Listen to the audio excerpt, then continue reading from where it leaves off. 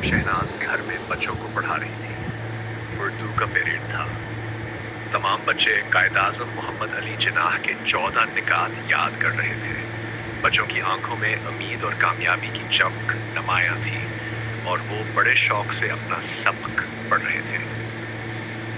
थोड़ी देर बाद मैडम शहनाज ने दानिश को मुखातिब करते हुए कहा, मैडम शहनाज, दानिश, तुम कायद-ए-आज़म के 5 निकात बयान करोगे और साथ ये भी बताओगे कि कायद-ए-आज़म ने ये निकात कब पेश किए और किसके जवाब में पेश किए थे। दानिश, बिस्मिल्लाहिर्रहमानिर्रहीम। मैडम शहनाज, कायद-ए-आज़म मोहम्मद अली जिन्नाह ने बीती 8 मार्च 1929 को ऑल इंडिया मुस्लिम लीग के इजलास में अपने 14 निकात पेश किए। ये निकात नेहरू रिपोर्ट के जवाब में पेश किए गए थे। इन 14 निकात में से मैं आज 5 निकात आपके सामने बयान करता हूँ। कायद-ए-आज़म के 14 निकात में से 5 अहम निकात। नंबर 1, वफाकी निज़ाम हुकूमत पर सग़ीर में ऐसा वफाकी निज़ाम हुकूमत कायम किया जाए जिसमें सूबों को मुनासिब इख्तियारात हासिल हों। नंबर 2, सूबाई खुद मुख्तारी, तमाम सूबों को मुनासिब हद तक खुद मुख्तारी दी जाए। नंबर 3, मजहबी आज़ादी, तमाम शहरियों को अपने मजहब, अकीदे और इबादत की मुकम्मल आज़ादी हासिल हो। नंबर 4, जदागाना तर्ज इंतखाब, मुसलमानों के लिए जदागाना इंतखाब का निज़ाम बरकरार रखा जाए ताकि वो अपने नुमाइंदे खुद मुंतखब कर सकें। नंबर 5, मुसलमानों की मुनासिब नुमाइंदगी, मरकज़ी और सूबाई कानून साज इदारों में मुसलमानों को इनकी मुनासिब नुमाइंदगी दी जाए और इनके सियासी हकूक़ का तहफ़्फ़ुज़ किया जाए। दानिश ने अपना जवाब मुकम्मल किया तो मैडम शहनाज ने खुश होकर कहा, मैडम शहनाज, शाबाश दानिश, मुझे उम्मीद है कि तुम आइंदा भी इसी तरह मेहनत से अपने असबाक याद करोगे ताकि इस साल अच्छे नंबरों से कामयाब हो सको।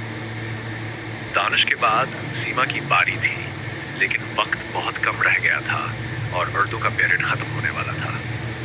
मैडम शहनाज ने सीमा से कहा, मैडम शहनाज बेटा, वक्त की कमी की वजह से आज मैं तुम्हारा सबक नहीं सुन सकी, लिहाजा कल कायद-ए-आज़म के 14 निकात अच्छी तरह याद करके आना। कल मैं तुम्हारा ज़बानी टेस्ट लूँगी। थोड़ी देर बाद इंग्लिश का पीरियड शुरू हो गया। मैडम शहनाज ने बच्चों से कहा, मैडम शहनाज, बच्चों अपनी इंग्लिश की किताबें निकालो। सबक नंबर 38 माई विलेज का सफ़ा निकालो। मैडम शहनाज ने तमाम बच्चों से माई विलेज का सबक सुना। तमाम बच्चों ने सबक अच्छी तरह याद किया हुआ था। इसके बाद मैडम शहनाज ने बच्चों से सवालात और जवाबात करवाए।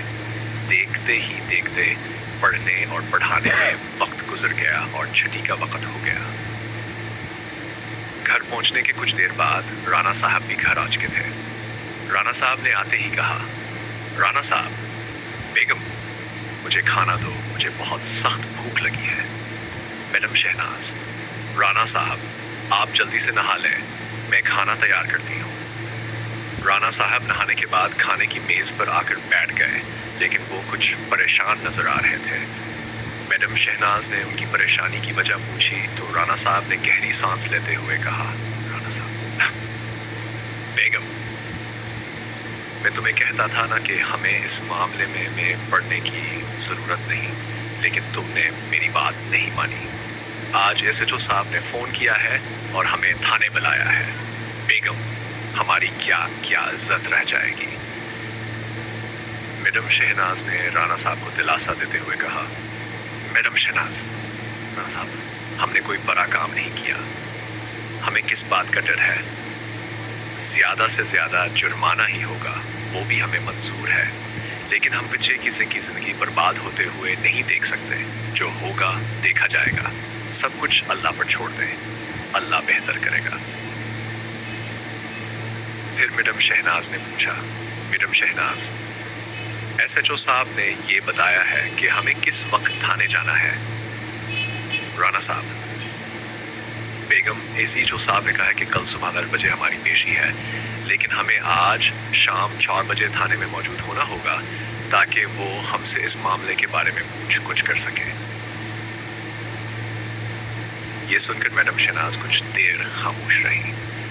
दोनों के दिल में एक ही सवाल था कि आखिर थाने में उनके साथ क्या होगा اس طرح آج کی یہ قسط اپنے اختتام کو پہنچی. آگے کیا ہوتا ہے یہ جاننے کے لیے EP34 ضرور دیکھیے.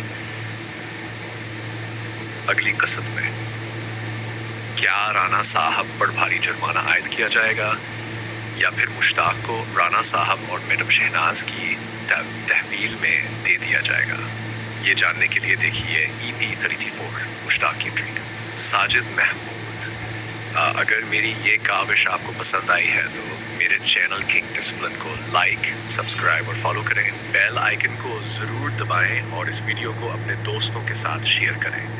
آپ کی محبت، حوصلہ افزائی اور دعائیں میری دل جوئی اور میرے حوصلے کا باعث ہے. شکریہ.